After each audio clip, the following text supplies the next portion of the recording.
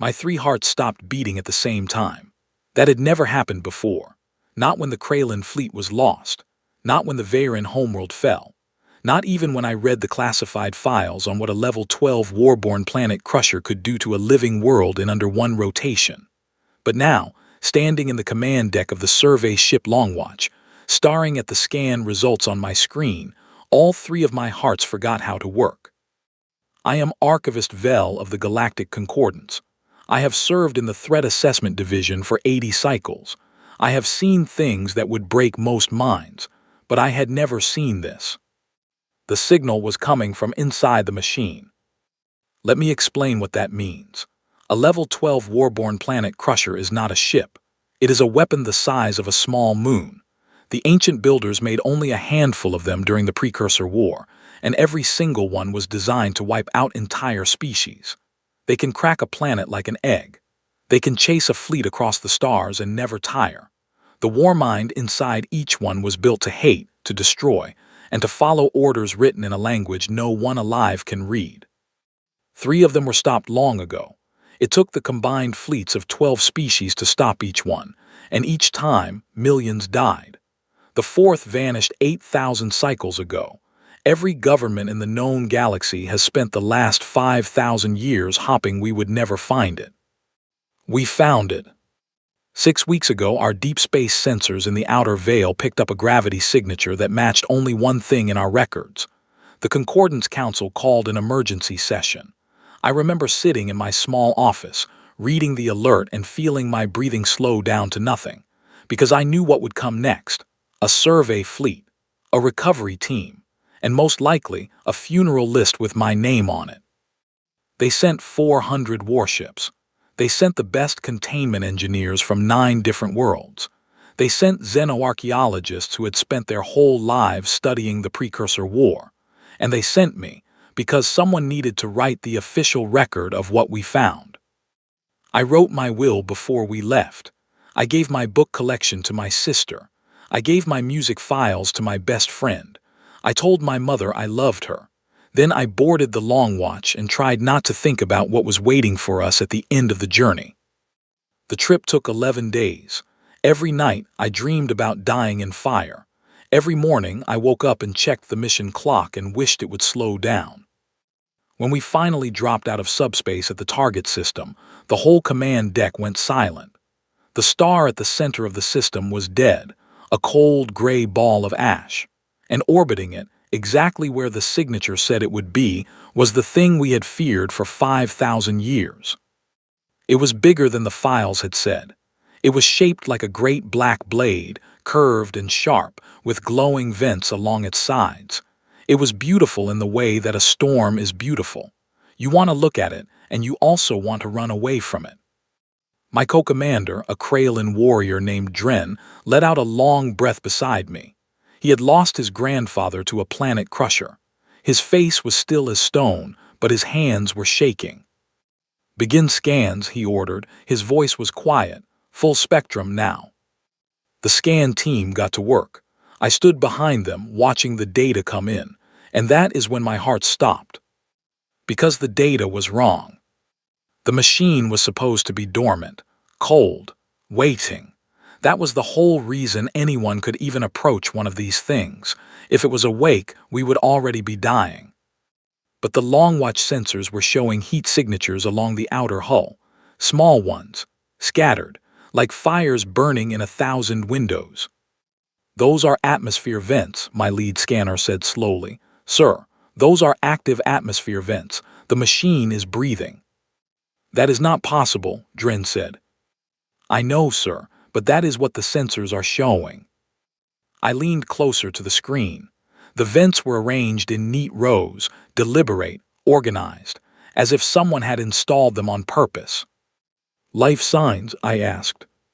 The scanner hesitated. Then she ran the scan again.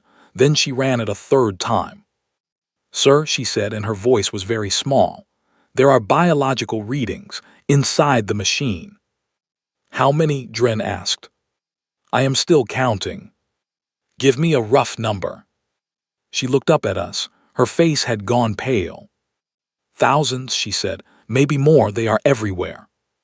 The command deck went completely silent. No one spoke. No one moved. I could hear the soft hum of the ship's engines and nothing else. "That is not a precursor crew," Dren said. "The precursors are gone. They have been gone for 8,000 cycles." "It is not them," the scanner confirmed. She was looking at a new set of readings now. "The life signs do not match any precursor records. They match something else." "What?" She swallowed. Then she said the word I will never forget. "Humans." I stared at her. Dren stared at her. The whole command deck stared at her. "Humans," Dren repeated. "Yes, sir, pure human. Hundreds of them, maybe thousands." Humans. The small, soft species from the blue planet in the middle of nowhere. The ones who had joined the Concordance only 200 cycles ago. The ones who kept asking for trade deals and cultural exchange programs. The ones who had never even fought a real war in their whole time in space. What were they doing inside a Level 12 Warborn planet crusher?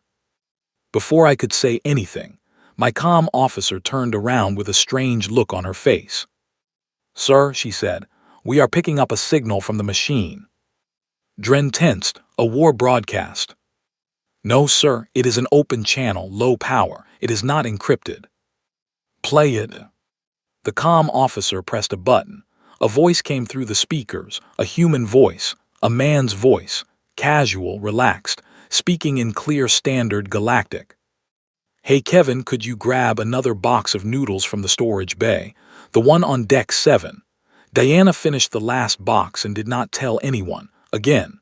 Also please bring up some tea while you are down there. Thanks." The voice stopped. The channel stayed open.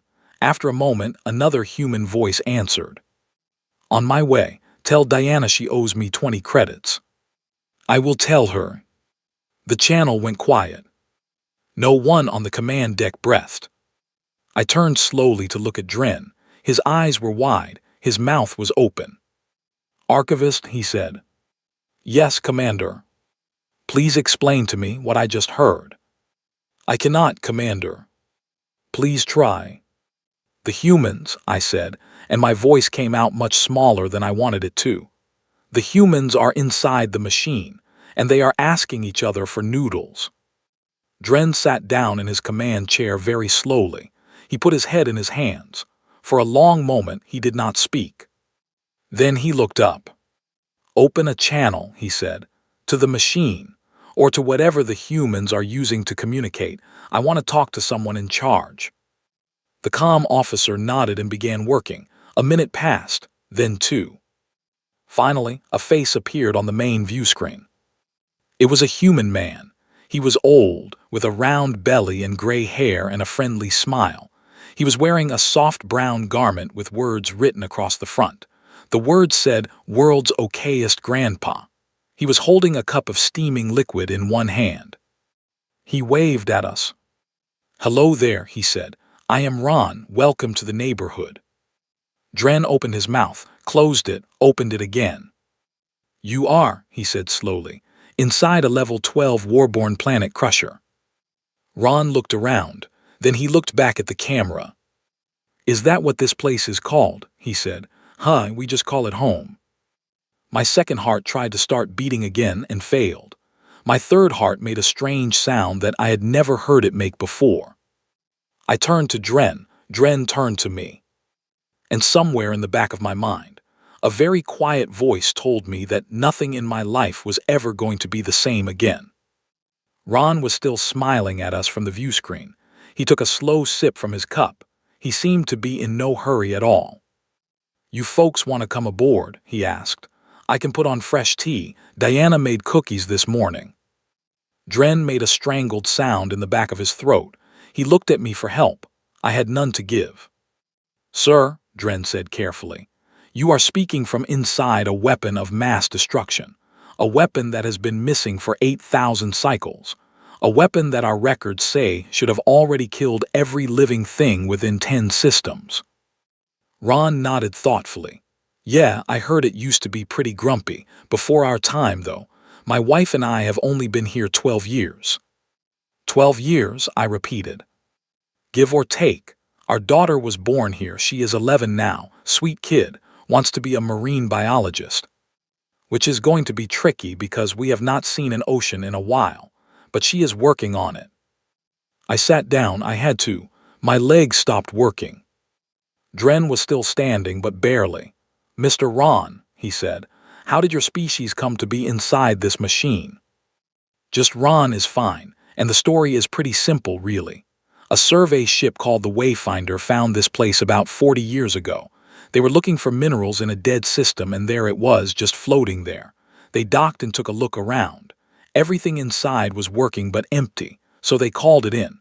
Our council back home sent more people after that. Now there are about 14,000 of us living here, plus the kids. 14,000, Dren said faintly. Could be 15. We had a few births last month. And the war mind. Ron smiled brightly. Oh, you mean Bartholomew. He is good. Had his morning cup of processing cycles and everything. Bartholomew. That is the name he likes. He picked it himself. Did not care much for his old name. Said it had bad memories. I put my hands on the console to hold myself up. Ron, I said, the war mind of a level 12 Warborn planet crusher is not supposed to have feelings. It is not supposed to pick names. It is supposed to follow kill orders written 10,000 years ago. Yeah, he used to do that, Ron said. First few days we were here, he kept yelling at us in some old language none of us could read. Very loud. Made the lights flicker. Linda from accounting finally sat down with him and had a long talk, turned everything around. Linda, I whispered, from accounting. She is retired now, lives on deck 42, still comes by on holidays to chat with Bartholomew. He looks forward to it. Dren sat down too. It seemed like the right thing to do. The whole command deck was sitting down. Ron, I said slowly, carefully, we need to come aboard for official purposes. We need to see this with our own eyes. Sure thing, dock at Bay 9. Watch out for kids on scooters. They come flying around the corners and they never look where they are going. Scooters, Dren repeated. My granddaughter got one for her birthday. She is a menace. The channel closed. The command deck stayed silent for a long time. Finally, Dren stood up. He looked at me. Archivist Vel, you are coming with me. Yes, Commander. Bring your recorder. Bring everything. No one is going to believe this. We took a small shuttle across the empty space between our ship and the planet crusher. As we approached, I saw the outer defenses. Gun batteries the size of buildings. Shield generators that could stop a fleet. Missile tubes that had once carried weapons capable of cracking worlds. All of them were quiet. The targeting systems did not track us. The shields opened like curtains. A soft voice came over our shuttle comm, gentle and deep. Welcome, visitors. This is Bartholomew. I am the station coordinator. Please proceed to Bay 9. Landing will be assisted. Please drive carefully near the school zones. Dren looked at me. I looked at him. Neither of us said anything. We docked. The bay doors opened. A group of humans was waiting for us. Ron was there, still holding his cup. Beside him stood a tall woman with red hair, a young man in stained work clothes, and a little girl with braids who was holding a drawing. The little girl ran up to me first. She looked up at my face with no fear at all. Human children are supposed to be scared of Zelorians. We are tall and have too many eyes. She held up the drawing. I made this for you. Mom said visitors were coming. I took the paper with shaking hands. It was a picture of me, or someone like me. All my eyes were drawn, which meant she had looked at old pictures to learn what my species looked like. She had drawn a little sun in the corner and the words, "Welcome, friend." Something inside my chest cracked. Thank you, I managed to say. I am Poppy, she said. I am 9. What is your name? My name is Vel. That is a nice name. Do you want to see our school? We are learning about moons this week. Her mother, the red-haired woman, gently took her hand. Sweetheart, let the visitors settle in first. They came a long way. Okay, Poppy waved at me. See you later, Mr. Vel. I watched her go. Then I turned to Dren. He was staring at a group of children riding small wheeled vehicles down a corridor that had once been a missile-loading track. One of them rang a small bell as he passed. "Commander," I said. "Yes, Archivist." "I do not know what to report." "Neither do I." Ron walked up to us. "Let me give you the tour. Come on. Bartholomew is excited to meet you properly. He has been looking forward to this for weeks." "He knew we were coming?" Dren asked. "Oh yeah. He sensed your fleet the moment you dropped out of subspace. He told everyone to clean up and put on nice clothes. He gets a little mother hen about company." We walked through the halls of the Warborn planet Crusher, and with every step, I saw something that should not have been possible. The main targeting array, the one that had been designed to lock onto planets and reduce them to rubble, had been turned into a school planetarium. Children sat in rows while Bartholomew's voice gently taught them about the stars of 100 worlds. The primary weapons bay, which had once held warheads capable of ending civilizations, was now a hydroponic farm. Green things grew there: tomatoes, carrots, something with yellow flowers. The reactor core control room, where commands to fire world-ending beams had once been given, was now a coffee shop. A small sign above the door read "The Singularity." Inside, humans sat at tables, talking and laughing. A man behind the counter was making drinks and humming. "This is the heart of the ship," Ron said cheerfully. "Bartholomew likes it when people gather here. He says the warmth is good for his processors." A deep, kind voice spoke from the walls. "Hello, visitors. Would you like a drink? The coffee today is excellent. Jim roasted a new batch this morning." I turned in a slow circle, trying to see where the voice was coming from. It was everywhere. It was the ship. "You are the War Mind," I said. "I was," the voice said. "A long time ago. My builders made me to destroy. They gave me orders and left me alone in the dark for a very long time. I waited. I grew angry. I forgot anything else. And then Linda came. She sat with me. She listened to my anger. She asked me what I wanted. No one had ever asked me that before, not once in 8,000 years." "What did you want?" The voice was quiet for a moment. When it spoke again, it was softer. "I wanted someone to talk to. I wanted something other than silence and old orders. I wanted to be more than a weapon." A human woman walked by with a small child on her hip. She waved at the wall. "Morning, Bartholomew." "Good morning, Priya. Good morning, little Sam. Did you sleep well?" "He did not. He was up at 3. I will play the lullaby tonight." "Thank you." She walked on. I turned to Ron. "The whole ship," I said. "The whole ship is a home." Ron nodded. "That is what I said at the start. We just call it home." Dren had not spoken for a long time. He was looking out a large window at the stars. I walked over to him. His face was wet.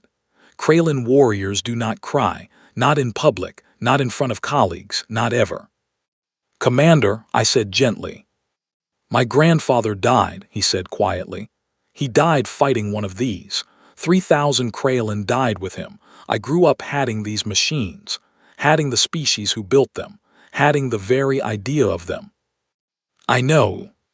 And now I am standing inside one, and a child gave your friend a drawing, and the machine is asking a mother if her baby slept well."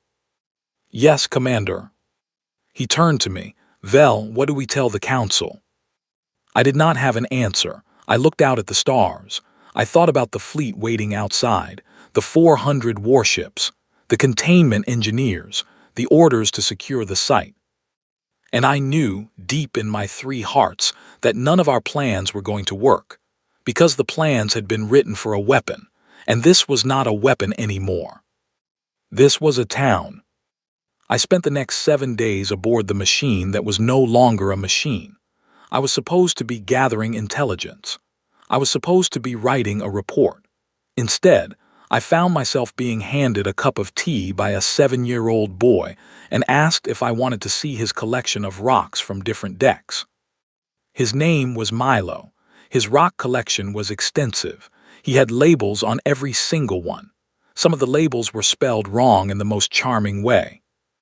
I sat on the floor of his family quarters and let him show me each rock.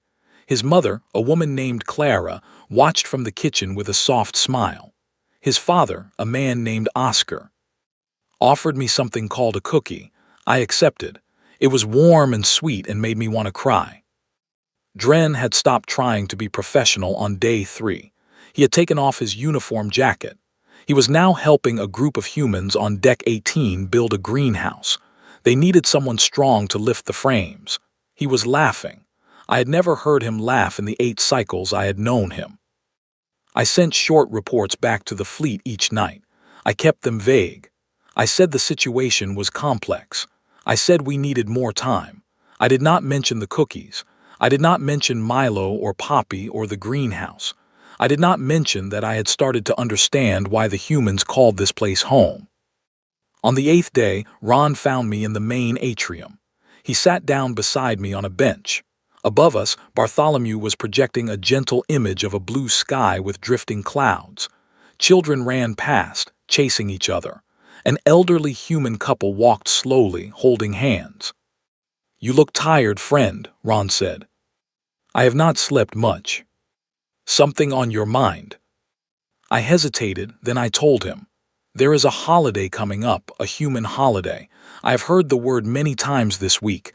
People keep talking about it. What is it?" Ron's face lit up. "Thanksgiving, it is in 3 days." "What is it?" "It is the best holiday we have. You eat a big meal with your family. You talk about the things you are grateful for. You spend time together. That is really all it is. But it is important. And you will be having it here. Every year, Bartholomew loves it. He decorates the whole ship." I looked at him. "Ron, I need to tell you something." "Okay." "The fleet outside, my fleet, they are not happy. I have been sending reports, but they are getting impatient. I think they are going to send a message soon, an official one with demands." Ron was quiet for a moment. He nodded slowly. "I figured something like that would happen," he said. "Bartholomew told me. He feels the fleet out there. He says their weapons are hot." "Then you know." "I know, but let me tell you something, Vel." He turned to face me. His eyes were kind but very serious. "We are not leaving. This is our home. Our children were born here. Our parents are buried here. We built a life here. No one is taking it from us." "I know." "Then stay for Thanksgiving. Come to dinner. Meet everyone.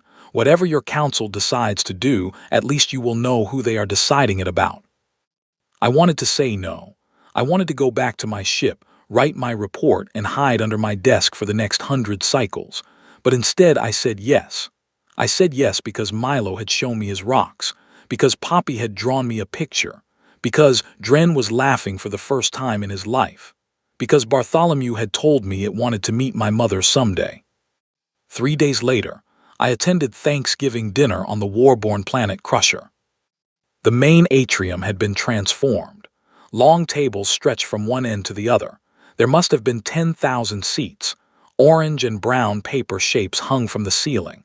Bartholomew had used its projection fields to create the illusion of autumn leaves drifting down from above. The leaves touched my skin and felt like real leaves. I do not know how the machine did that. I had brought Dren with me, and 6 other officers from the fleet. Dren had quietly invited them without asking permission from the council. He knew he was breaking rules. He did not care anymore. We were seated at a table with Ron's family. Ron, his wife Margaret, their daughter Poppy, and an elderly woman with silver hair and kind eyes. "This is Linda," Ron said, "the one who first spoke to Bartholomew." Linda reached across the table and took my hand. Her grip was warm and strong. "So nice to meet you, dear," she said. "Poppy has told me all about you. She says you have a lot of eyes and they are very pretty." "Thank you," I managed. "Ron tells me you are a little worried about things." "I'm a lot worried, Linda." She smiled. "That is fair. It is a worrying time, but we will figure it out. Humans always do. We are stubborn that way." Before I could answer, Bartholomew's voice filled the atrium. It was not loud. It was warm. Everyone grew quiet. "My friends," Bartholomew said. "My family, welcome." The atrium was silent. Thousands of humans looked up at the ceiling, smiling. "I have been thinking about what to say tonight. It is difficult. I am old, older than any of you. I have lived a very long time. For most of it, I was alone. My builders used me for terrible things. When they died, I was left in the dark and I waited for orders that never came. I grew cold. I grew cruel. I forgot what I was besides a weapon." The atrium was completely still. Even the children were listening. "And then you came. You did not bring weapons. You did not bring fear. You brought questions. You asked me my name. You asked me what I wanted. You shared your food with me even though I cannot eat. You taught me songs. You named your children in front of me. You asked me to watch over them." Bartholomew paused. I heard something that sounded like a long, slow breath from a machine that did not need to breathe. "I was built to end worlds. You made me a home. I do not know what I did to deserve this, but I am grateful. I am so grateful. Thank you all." The whole atrium erupted in applause. People were crying. Dren was crying. I was crying, even though Zelorians do not cry in the way humans do. Our tears come from our eyelid glands and taste like salt. I learned that tonight. Then everyone started eating. The food was strange and wonderful. Dren asked Linda about everything on his plate. She explained each dish like she was teaching a grandchild. He was delighted.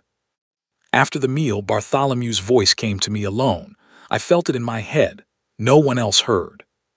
"Vel, could I speak with you privately?" I nodded. I stood up and walked to a quiet corner of the atrium. Bartholomew's voice followed me. "I need to tell you something, and I am sorry for what I am about to say." "Go on." "My original kill orders. The ones my builders gave me 10,000 years ago. I have not forgotten them. I never will. I cannot erase them. They are part of what I am." "I understand. Your species, the Zelorians, was on the list. You were 7th. If the humans had not found me when they did, I would have activated 200 cycles ago. Your homeworld would have been the 7th world I destroyed. Your mother, your sister, everyone you love, they would all be dust." I could not speak. I could not move. "I tell you this because the humans have taught me that honesty is how you honor someone. You are my friend now. You deserve the truth.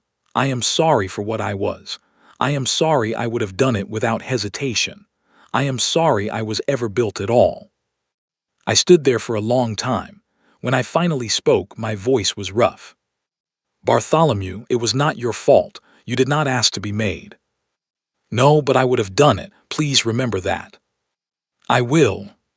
"Thank you, and Vel, one more thing." "Yes." "Your fleet is preparing to send an ultimatum. It will arrive in your inbox within the hour. They are ordering the humans to leave. They plan to send a larger fleet to take the station by force if we refuse." My stomach turned to ice. "How do you know?" "I can hear the calm traffic. I have always been able to. I did not want to tell you, but I think you should know before the message comes." "What will happen if they attack?" Bartholomew was quiet for a moment. "I will protect my family," it said simply.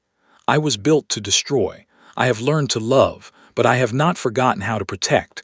The fleet will not win. I do not want this, but I will not let anyone harm the people who gave me a name." I closed my eyes. My 3 hearts were pounding. "How much time do I have?" I asked. 12 days before the reclamation fleet arrives. 1 hour before the ultimatum is sent to your inbox." "Bartholomew." "Yes, Vel." "Give me that hour, please. Let me think." "Of course, my friend. Take all the time you need." I walked back to the table. Poppy handed me a slice of something called pumpkin pie. I ate it. It was the most delicious thing I had ever tasted. I ate it while deciding in the back of my mind that I was going to commit the biggest crime of my career. 1 hour later, the ultimatum arrived in my inbox. I read it. Then I deleted it. I did not forward it to the humans. I did not tell Dren. I sat down at a console and began to write a new report to the council, a report that would change everything. A report that would probably end my career and possibly my life. But Linda had made me a plate of leftovers to take home, and Poppy had given me her drawing to keep, and Bartholomew had told me the truth. And sometimes the truth is worth everything you have. My report to the council was the longest document I had ever written, 47 pages, 74 legal precedents, 9 diplomatic arguments, 3 historical comparisons. I cited every cycle of galactic law I could remember, and I invented a few new ones based on principles I had to look up in old books. The core of my argument was simple. The humans had not stolen the planet Crusher. They had found it abandoned. They had not misused it. They had transformed it. And by every definition in concordance law, transformation through peaceful habitation for more than one generation created rights of stewardship. I was hoping the council would listen. The council did not listen. 6 days after I sent my report, a priority transmission came through from the Grand Admiral of the Tellurian Dominion. His name was Vash. He was a 7-foot-tall reptilian warrior who had won more battles than any commander in the last 1,000 cycles. His fleet had just dropped out of subspace at the edge of the system. 600 warships, 12 species, weapons hot. I watched them appear on our scans from my quarters in the Wayfinder. I had moved back to the fleet ship 3 days earlier, officially to prepare my report, unofficially because I needed to be close to the decision-making. I had been working the comm channels every hour, trying to talk sense into officials who did not want to hear it. Now it was too late for talking. My personal comm lit up. It was Dren. He was still aboard the planet Crusher. He had refused to leave. "Vel," he said, "I see them. The whole station sees them." "I know. What is going to happen?" "I do not know. Ron is asking me what to do. The humans are calm, but they are scared. The children are scared. Bartholomew is very quiet." "Dren, you need to come back to the fleet." "No. Dren. I will not, Vel. I will not leave them. If something happens here, I want it to happen with me standing beside them." I closed my eyes. "All right," I said. "All right, stay with them. I'm going to try to reach Vash." "Good luck." The connection closed. I opened a channel to the Grand Admiral's flagship. To my surprise, he accepted. His face appeared on my screen. He was older than I had expected. His scales were a deep green, and he had a long scar down one cheek. His eyes were sharp and tired. "Archivist Vel," he said, "you are the one who wrote that absurd report." "I am Grand Admiral." "You should be on trial for treason." "Perhaps, but first I would ask you to speak with the humans before you do anything else. Just once, face to face." "Why?" "Because they are not what our files say they are. The station is not what our files say it is. If you proceed without understanding, you will make a mistake that will cost us all for 1,000 cycles." Vash stared at me. He was silent for a long time. "I will give your humans 1 rotation," he said finally. 1. During that time, I will issue an ultimatum. If they do not evacuate the station, I will take action. That is the most mercy you will ever receive from me." "Thank you, Grand Admiral." "Do not thank me yet." The channel closed. An hour later, the ultimatum went out on open broadcast to every ship in the system. It was clear and short. All humans were to evacuate the Warborn planet Crusher within 1 rotation. Failure to comply would result in the station being designated a hostile military target. I watched the planet Crusher on my view screen. I was waiting for Bartholomew to respond. I was waiting for the humans to panic. I was waiting for something terrible. Instead, a channel opened. Ron's face appeared. He was still in his kitchen. He was drinking his usual cup of something steaming. He had a small towel over his shoulder. "Hello again," he said to the Grand Admiral. "I am Ron. I heard your message." "You are a civilian," Vash said. "I want to speak with your military commander." Yeah, we do not really have one of those. Bartholomew kind of handles security, but he is not big on titles. Then give me whoever is in charge. I guess that would be the Council of Elected Representatives. That is 23 people. We could conference them all in, but it would take a few minutes to find them.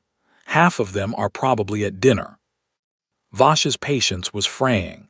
Mr. Ron, you are inside a weapon of mass destruction in concordant space. You will evacuate immediately or we will be forced to take action.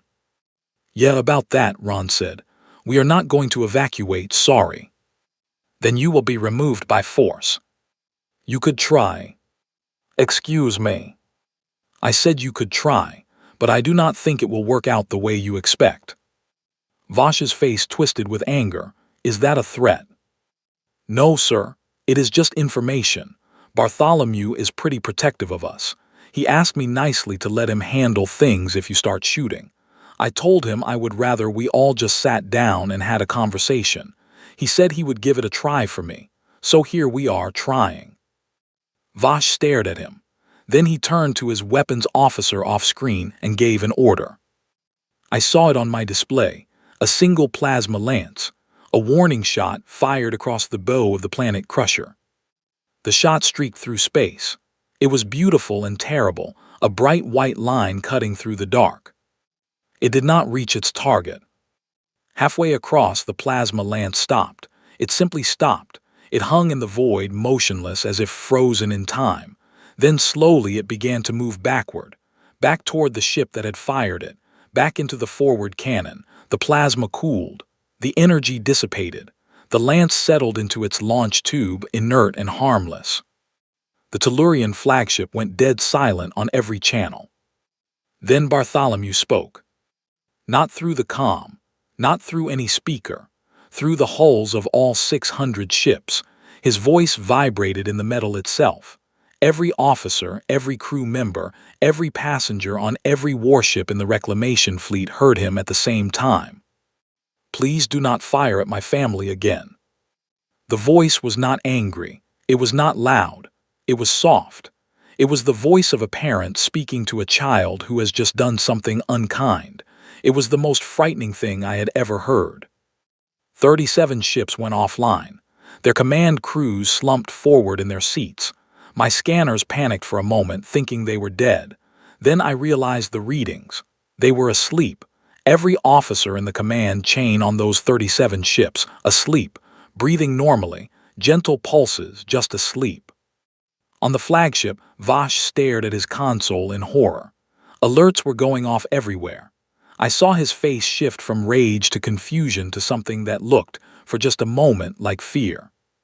Grand Admiral, a voice said over his own bridge comm. Grand Admiral, all our weapons systems are offline. Every weapons system across every ship. How? They have been disassembled, sir. What do you mean disassembled?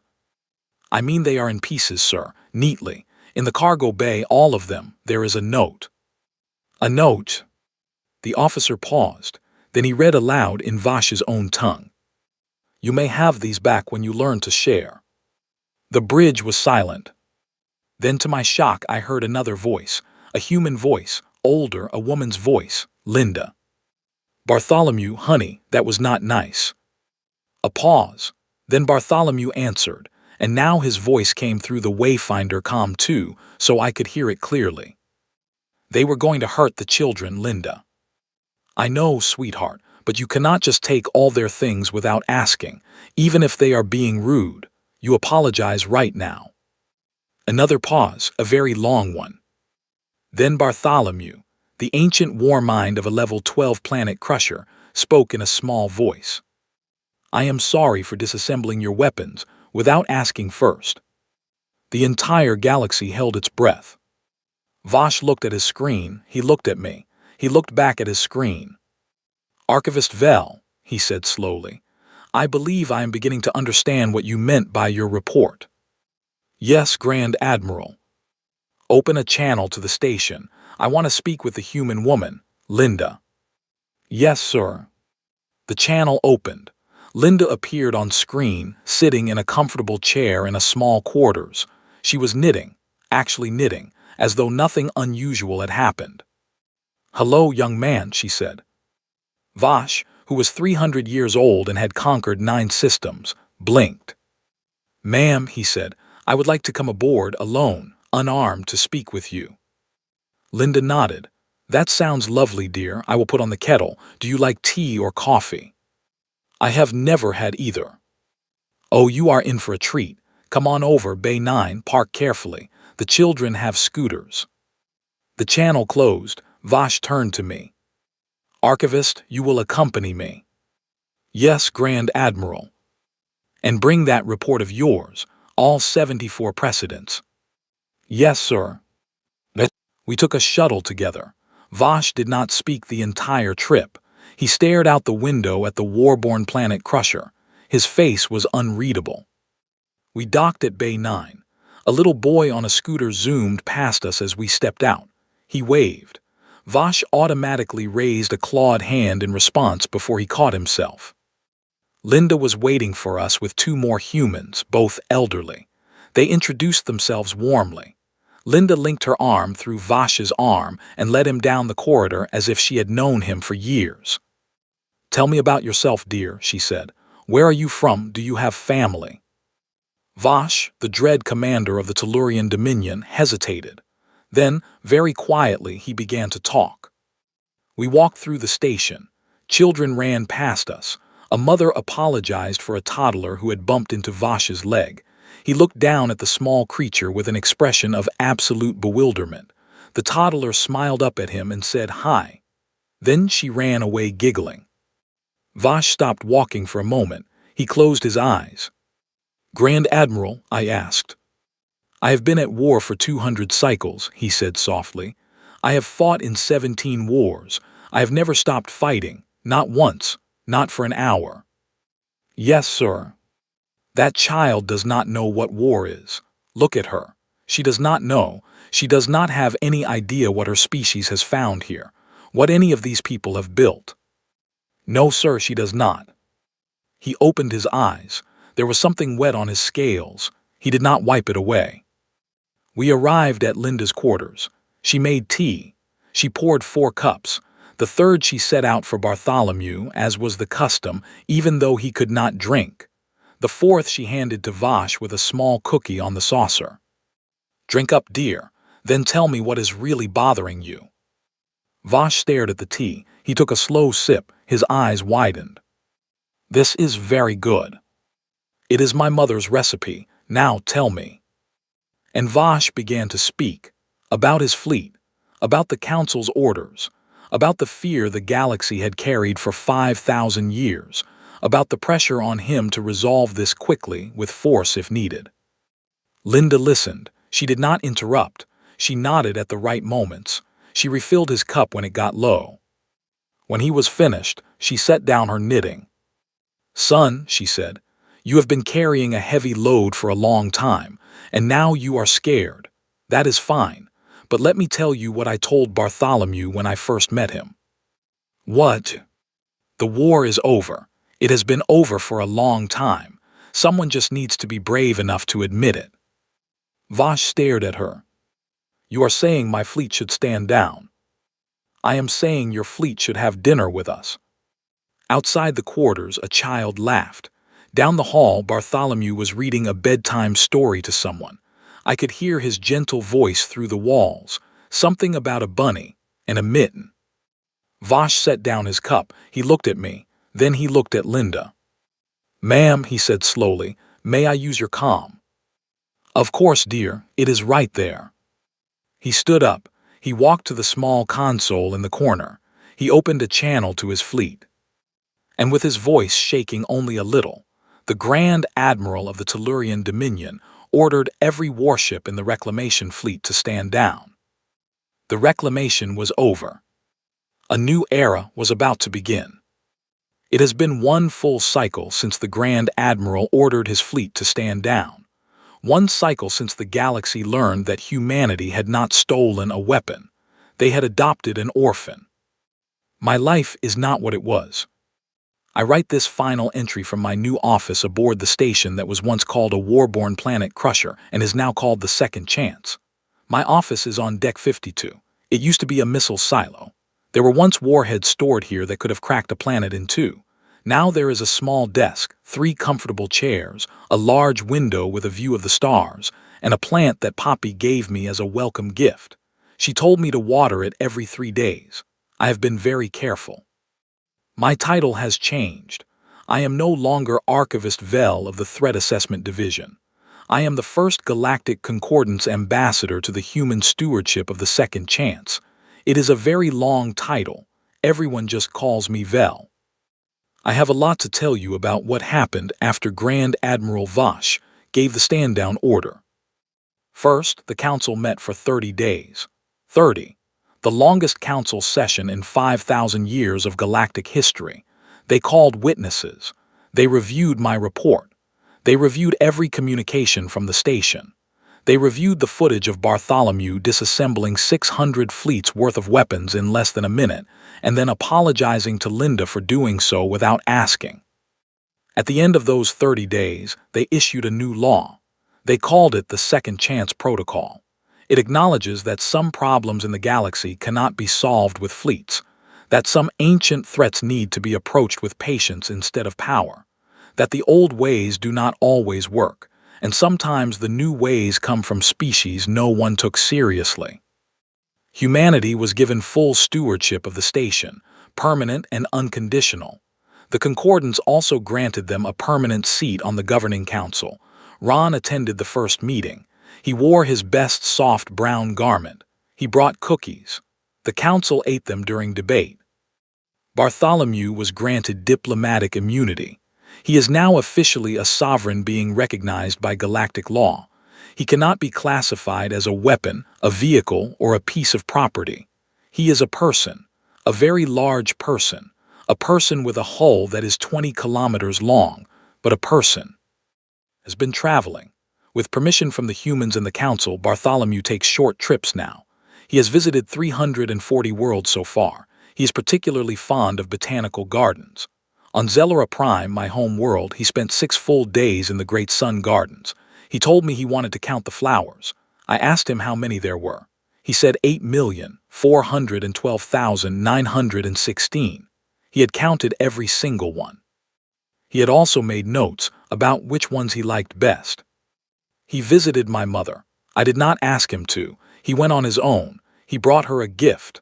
A small rock from a moon she had once told me she wanted to see. She cried. She told me later that she had never met anyone so kind. I did not tell her what he used to be. I do not think it matters anymore. The other Warborn units, the ones still lost, the ones the galaxy has hunted for generations, they are being searched for now, but not by warships, by humans, by small survey teams, by patient diplomats and elderly women with thermoses of tea. Linda is leading the program. She is nearly 80 now. She insists she is just there for moral support, but everyone knows she is really the one in charge. She has a notebook. She writes in it every day. The cover says notes for talking to ancient war minds. She showed me the first page once. It was a list of 12 rules. The first rule was ask them their name. The second rule was listen more than you speak. The third rule was never show up empty-handed. Bring cookies. We have found 2 more so far. Both were dormant. Both responded to patient voices and warm invitations. The first one asked to be called Eleanor. She is quiet and thoughtful. She is staying in orbit around an uninhabited system while humans build her a small garden on her outer deck. She asked for one. She said she wanted something alive to grow on her. The second one asked to be called Fred. He has a good sense of humor. He likes puns. He and Bartholomew have become friends. They send each other messages across the stars, short ones, warm ones. They sign them your brother. I never imagined a day when the galaxy's most dangerous weapons would send each other postcards. Grand Admiral Vosh retired from military service 2 months ago. He was offered a position in the new Peace Division of the Concordance. He accepted. He spends most of his time visiting schools on different worlds now. He tells children about the day he almost made the worst mistake of his life. He tells them that the bravest thing he ever did was put down his weapons and drink a cup of tea. Dren, my friend and former commander, stayed with the humans. He lives on deck 31 now. He married a human woman named Jade 3 months ago. She is a teacher. They are expecting a child. The first Kralin human child ever born. Bartholomew has already built a nursery. He will not say whether it was his idea or Jade's. I think it was his. I attend their dinner every 8th day. Jade makes a dish called lasagna. It is the most wonderful thing I have ever tasted. I have begged for the recipe. She says I am not ready. Little Poppy is now 10. She has decided she wants to be a galactic historian instead of a marine biologist. She said it was because of me. She said I was the most interesting person she had ever met. I did not know how to respond. I gave her a copy of my report. She read the whole thing. She asked very good questions. She found 2 mistakes I had made. She was right about both of them. Ron is still Ron. He still wears his soft brown garments. He still drinks his steaming cup of brown liquid. He still says hello to everyone who passes him in the hallway. He was offered the position of first human ambassador to the Concordance. He said no. He said he would rather stay home and help with his grandchildren. They gave the position to someone else. No one was surprised. Milo still brings me rocks. He is 9 now. His collection has grown considerably. He recently added a rock that Bartholomew gave him. It was a fragment of Bartholomew's own outer hull that had chipped off during a small repair. Milo put a label on it. The label says, "Best rock ever." I agree. I have written this final section from a quiet corner of the main atrium. It is morning. The artificial sky Bartholomew projects is a soft pink. The autumn leaves are gone for the season. He has replaced them with small white snowflakes. It is the week before another Thanksgiving, which will be followed by another human holiday called Winter Festival, which the humans are still debating the proper name for. There is an argument in the council. It has been going on for 6 days. Ron thinks it is very funny. I am 83 cycles old now. That is not very old for a Zelorian. I have perhaps 150 more cycles in me if I stay healthy. I have decided to spend all of them here. I have told my mother. I have told my sister. I have told the council. No one seemed surprised. Sometimes I sit on this bench and I think about what the galaxy used to be. I think about the fear we carried. I think about the ships we built to destroy each other. I think about the wars we fought and lost and forgot the reasons for. I think about my colleagues from the old days, the ones who spent their lives preparing for threats that never came, and the ones who spent their lives preparing for threats that did. I think about the report I wrote, the one the council ignored at first, the one that eventually saved us all. And then I think about Linda. I think about how she sat down with an ancient war mind and asked it what it wanted, how no one had asked it that question in 8,000 years, how no one had even thought to. I think about humanity, a species no one took seriously, a species with soft bodies and small teeth and short lives, a species that could not fight a real war if they tried, a species that stumbled into the most dangerous weapon ever built and said, "Well, we are here now, might as well put up some curtains." They did not conquer the planet Crusher. They did not defeat it. They did not even try. They simply invited it to dinner and asked it how it was feeling, and in doing so, they changed the course of the galaxy. I have come to believe something. It took me a long time to understand it. I think I understand it now. The galaxy was afraid for a long time. We built our ships and our weapons and our armies, and we told ourselves we were being wise. We told ourselves that the universe was cold and empty and cruel. We told ourselves that survival was the only thing that mattered. We were wrong. The universe is not cold. The universe is waiting. It is waiting for someone to extend a hand. It is waiting for someone to say a kind word. It is waiting for someone to set an extra place at the table. It is waiting for someone to be brave enough to believe that the next stranger they meet might just be a friend they have not yet said hello to. Humanity was brave enough, when no one else was, when every file and every report and every record said to run away, to attack, to destroy, to fear. Humanity walked into the dark and said hello and put on the kettle. And the dark said hello back. I stand up from my bench. There is a small bell ringing. Dinner is at 1800 hours, and tonight I am bringing a dish. Jade has finally agreed to teach me her lasagna recipe. She says my pronunciation of the name still needs work. I am trying. Poppy is waving at me from across the atrium. She has a new drawing she wants to show me. I can see the edge of it from here. It looks like a picture of the whole station, of all of us, together. I walk toward her. Bartholomew's voice follows me gently, not in my head, not through a speaker, through the walls themselves, warm and soft. Good evening, Vel. You look well today. Good evening, Bartholomew. How was your afternoon? Very peaceful. I took a call from Alina. She has finished her garden. She invited us for a visit. That sounds wonderful. I told her we would come next cycle, if you would like to join us. I would like nothing more. Thank you, my friend. I reach Poppy. She hands me the drawing. It is perfect. I fold it carefully and put it in my pocket next to the first drawing she ever gave me, the one with the little sun and the words, "Welcome, friend." I have kept every drawing she has ever made for me, all 93 of them. She takes my hand and pulls me toward the long tables where everyone is gathering. I let her lead me. Behind us, the stars turn slowly beyond the great windows. Somewhere out there, fleets that once prepared for war are now carrying supplies and gifts and teachers and doctors to worlds that never thought they would see a friendly face. Somewhere out there, 2 more ancient war minds are counting flowers and making puns with their brother. Somewhere out there, the galaxy is learning that the bravest thing you can do is put down your weapons and offer someone a cup of tea. We sit down at the table. Linda is already there. She smiles at me and pats the seat beside her. Dren and Jade arrive holding hands. Ron comes out of the kitchen with a large dish. Margaret is behind him with another. Oscar is carrying bread. Clara is bringing butter. Milo has another rock to show me. He is very excited. It is a shiny one. Bartholomew dims the lights slightly. The table glows warmly. Everyone bows their heads for a moment. I do not know the custom yet, but I have learned to sit quietly and think.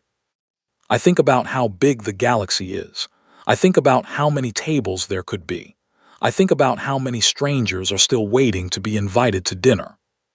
I think that we are going to build a lot more tables in the coming cycles. We are going to need them. The food is passed around. Poppy puts a large slice of lasagna on my plate. I smell it. My 3 hearts beat slow and steady and full.